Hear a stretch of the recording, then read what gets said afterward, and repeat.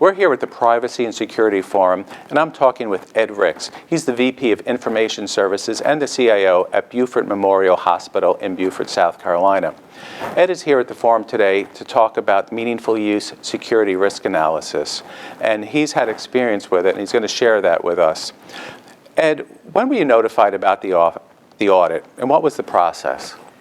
We we were one of the earlier folks who actually tested meaningful use for fiscal year 11, and it was about almost a year later we got a notification. It was a letter sent to the wrong person from the auditing agency, which nobody really understood who that was, and finally made it to my desk. But so it came via a letter, documentation on that. And so how did you approach it? You received this letter, you have to understand what they're looking for.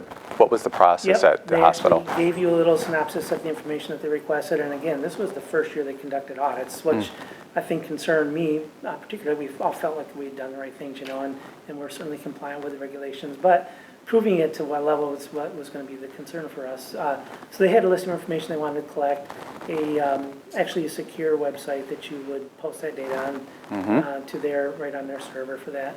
So that's how we kind of communicated back and forth. And were they looking for a lot of documents?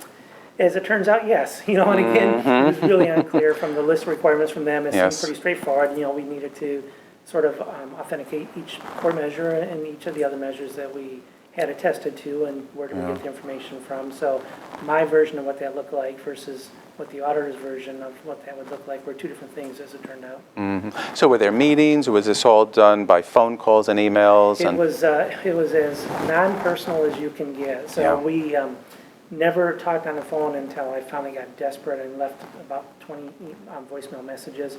It was all just via email, very remote, very impersonal, and again, possibly it's changed. I think that the auditing firm probably learned a lot that first year from some of the feedback I got from some of the folks that they audited. Right. And in the end, how did it work out?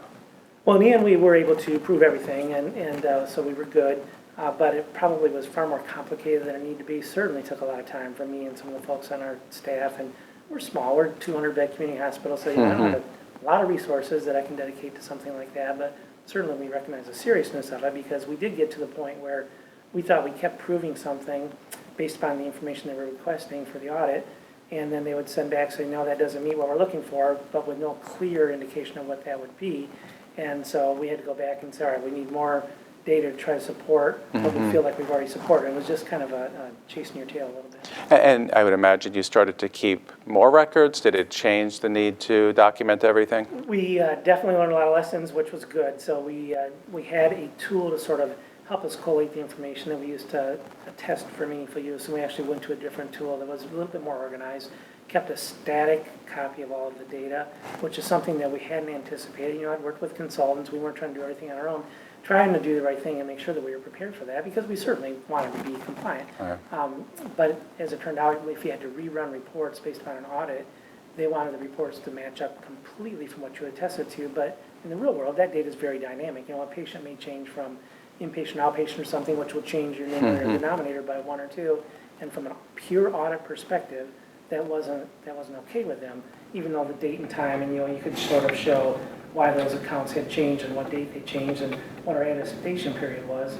It was really all about, I need to see exactly what you attested to and reproduce it. So yes, we definitely learned a lot. We've saved a lot more information now. We've got a nice tool to help us do that. Well, and hopefully the auditors did, and the process will be easier. You were a bit of a pioneer, so thanks for sharing this experience with the attendees at the Privacy and Security Forum. Sure, thank you.